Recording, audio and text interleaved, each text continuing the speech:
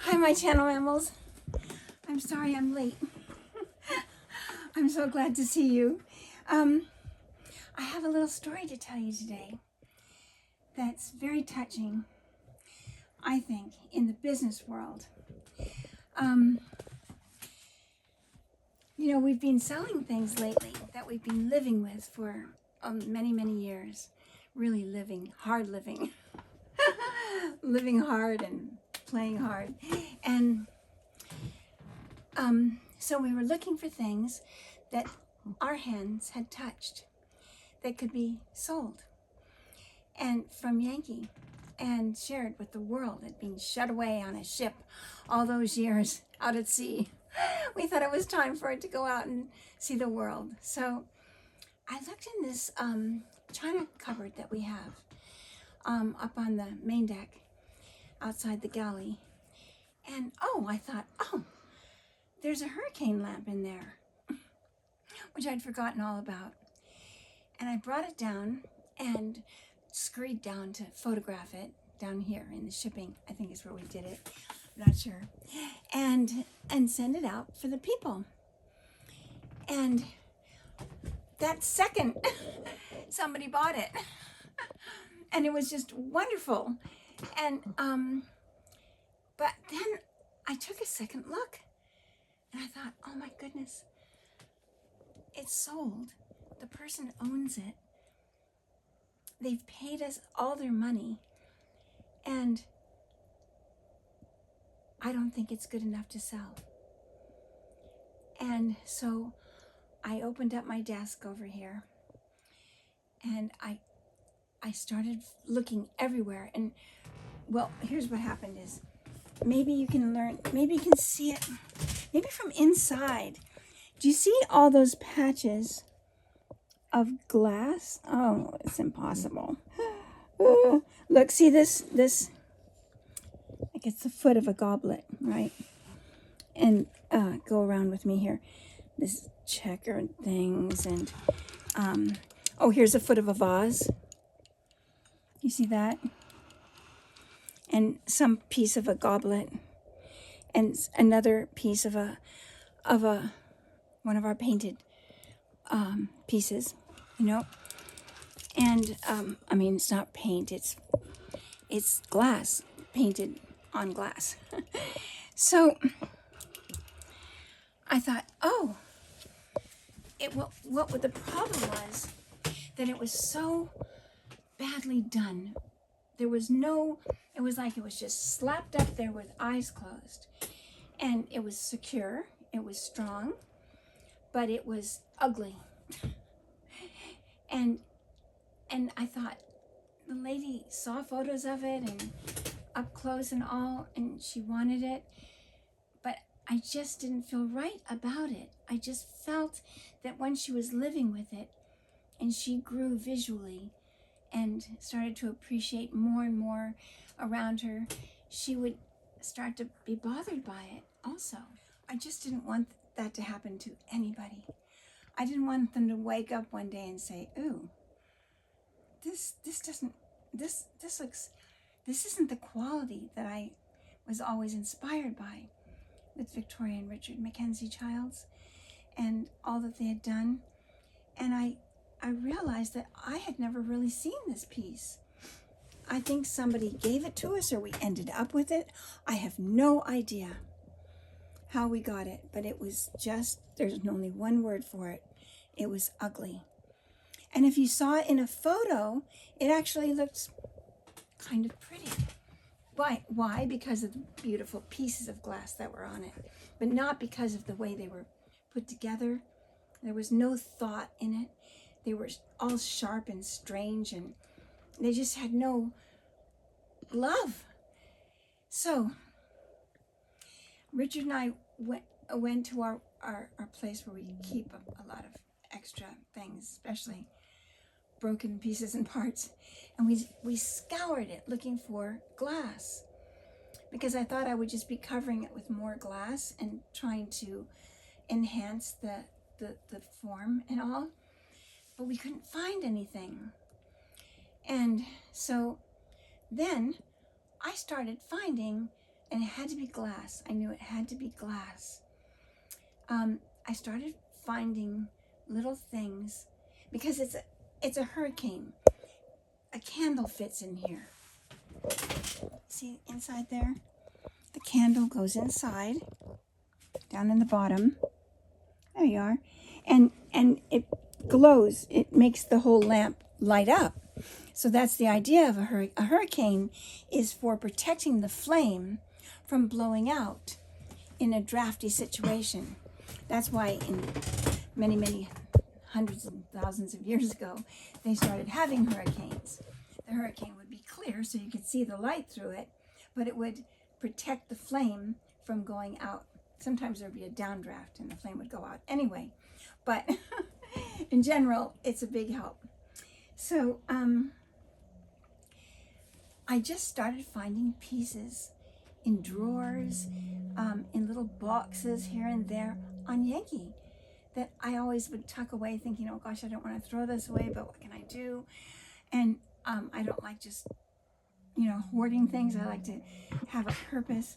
Well, the purpose arrived. And everything, now come on, right close, my channel mammals.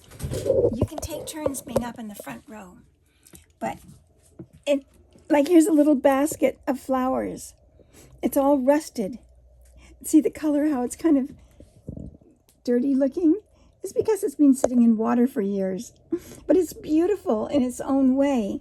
And then this with this, then I hung this off of it. So I made it longer, and I used all these little springs and things. And then this was a long piece, part of a piece of jewelry, but it was just hanging there. I just put it there and it was hanging. So I figured out how to get it so it could snake around and come out of something. So now it has like a snaky curve to it. We're just going to keep walking around this here. And wherever I could, I would attach things up at the top. Oh, and see this beautiful little ruff around here? Well, the man who helps us with things as a volunteer once a week, he's a great big burly man. He must be 6'6", and his bottom is about this high off the ground. I mean, he's so tall and so big, and just the most teddy bear, wonderful, gentle person. And I showed him this with the ribbons, and I said, I'd like to put this around here. And he split it apart, and he said, whoa, he tried to cut it. He said, that's spring steel. That's the strongest steel there is. He said, let me go up and put it in the vise and see if there's something I can do. Well, that man not only cut it after great,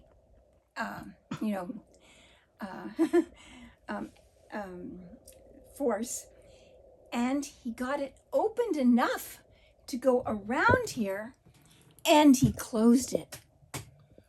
But doesn't this just look wonderful? I love it around the bottom. Oh wait, I don't want to miss showing you anything. Okay, here's another little piece. Isn't that sweet? With Millefiori glass in the middle. See all the little flowers in the glass? Isn't that beautiful? And then here, this is one of my favorites. I think Richard made this. It's a brass ball with, little grooves in it, and he filled it in with little beads.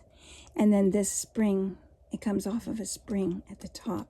And then all these little strange-looking flower formations.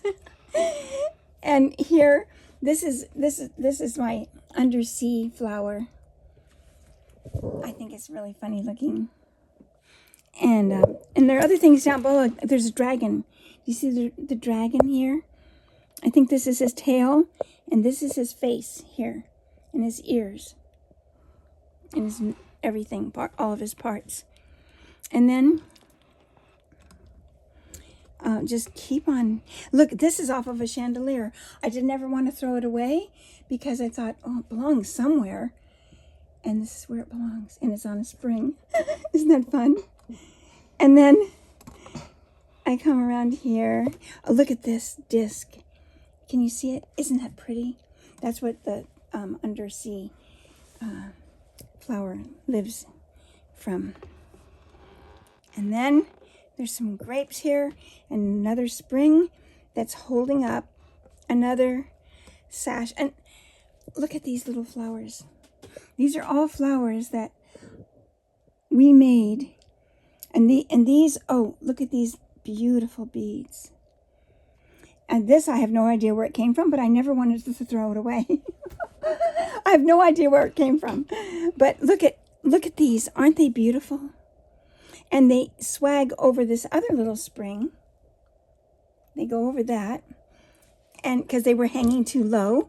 So I put a spring in here. And see where this sharp glass is? Right here. I was able to glue the spring into there. You see?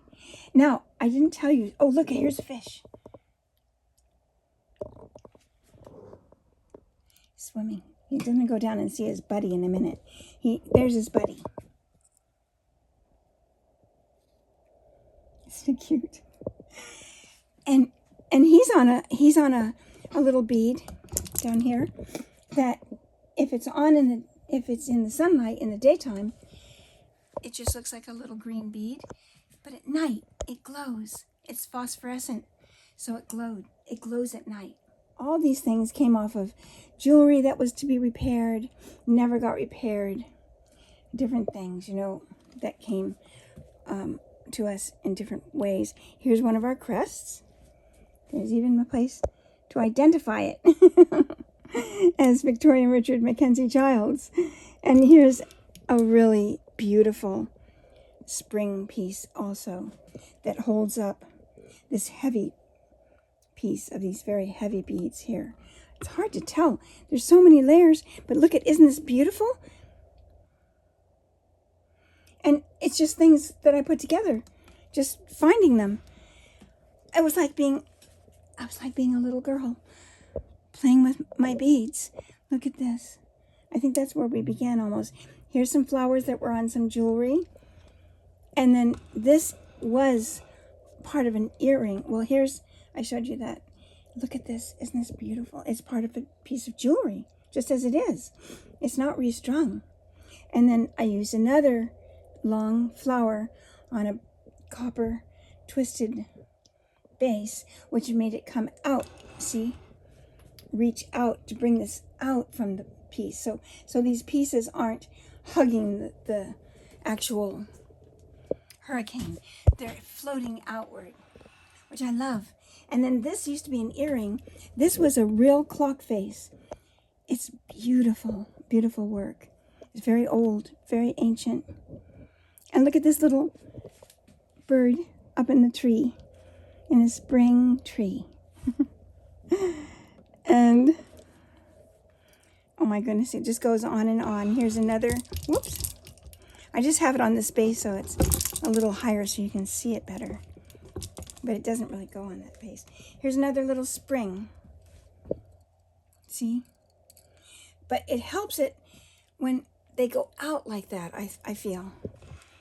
And takes your eye away from just the flat surface.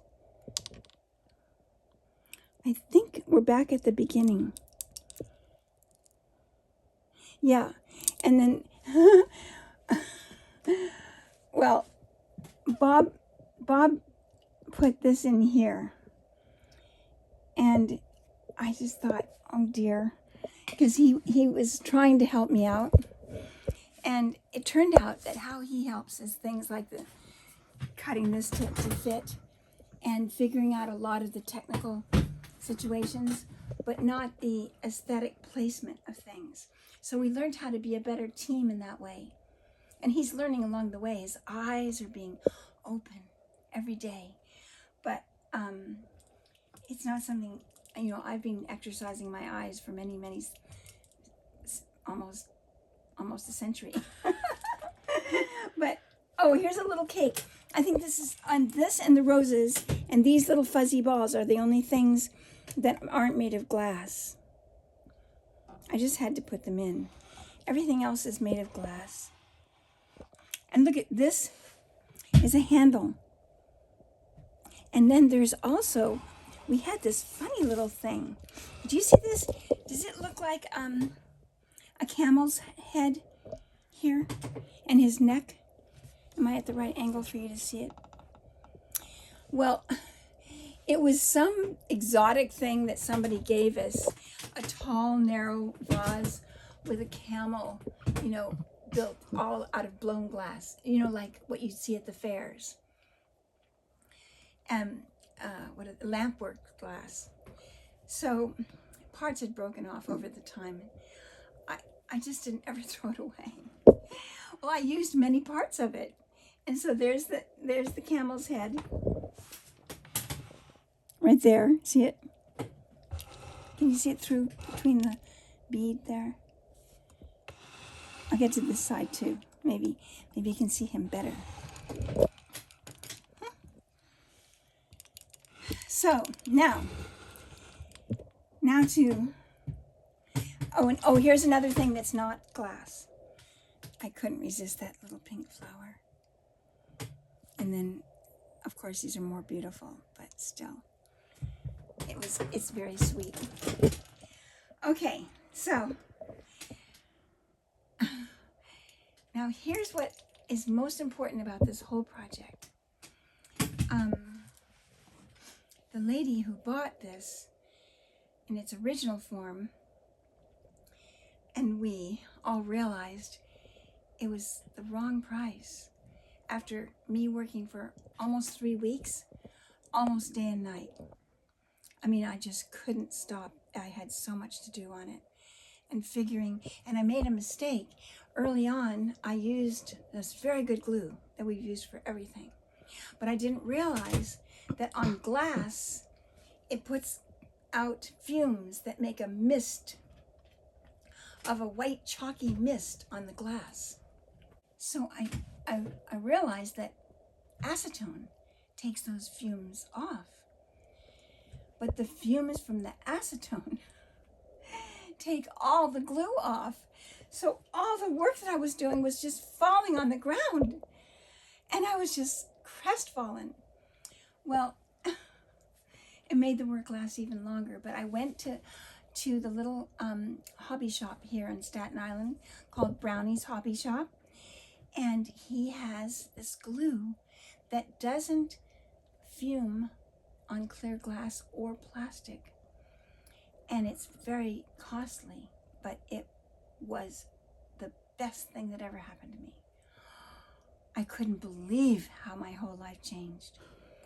It was such a joy not to have that technical problem that could never be solved. So there we are. Well, so then a friend of ours, a wonderful friend who does repair work for people of their MacKenzie-Childs historic pieces.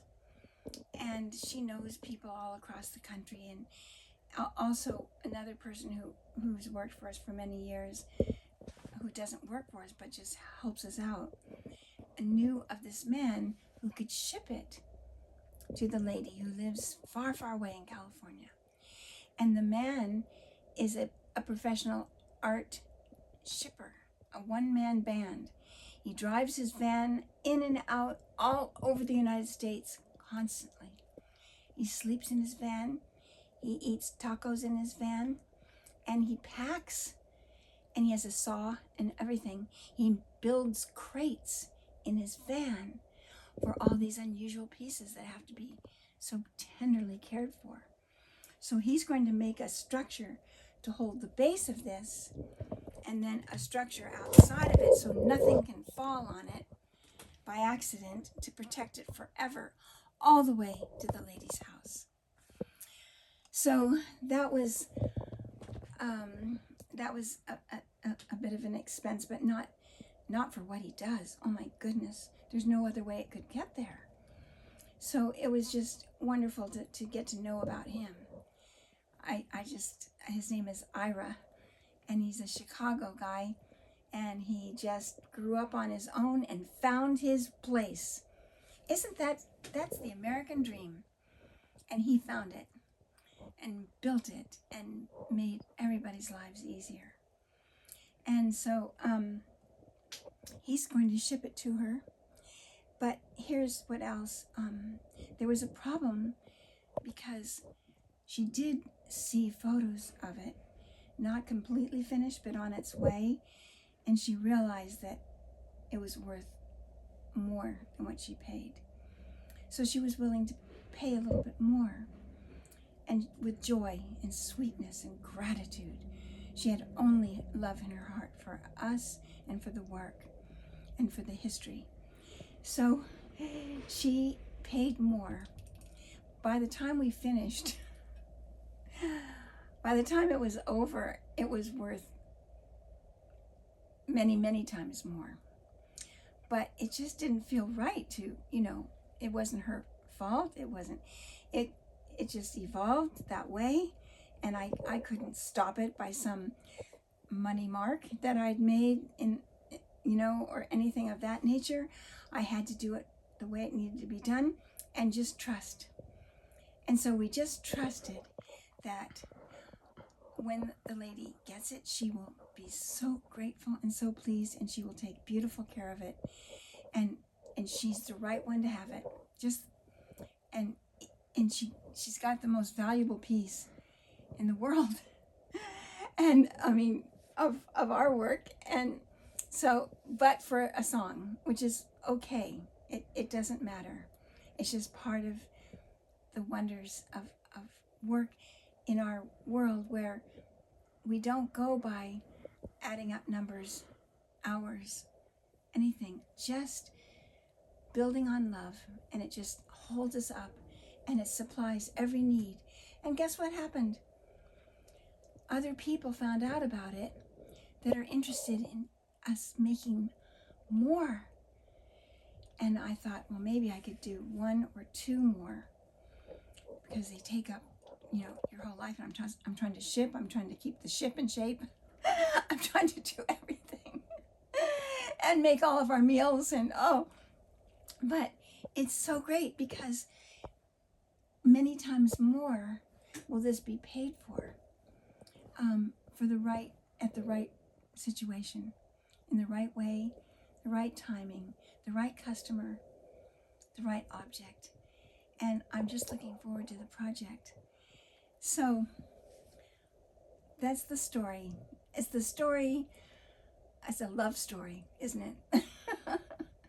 So I'm so glad to share it with you all, because I feel like if all of us follow this divine urge to, quote unquote, do the right thing, or the closest thing that we understand as right, God supplies every need in abundance. It says, why do we ask God to do more when he already pours forth more than we accept of love? And so I feel that now. I feel like it's a healing of any hesitation, of any fears. I never really had fears of supply. I've had demonstration after demonstration after demonstration of supply all my life. This was no different, but it just was another wonderful testament, another chapter in the Bible. So I'm so excited to share it with you all. I hope we meet again soon.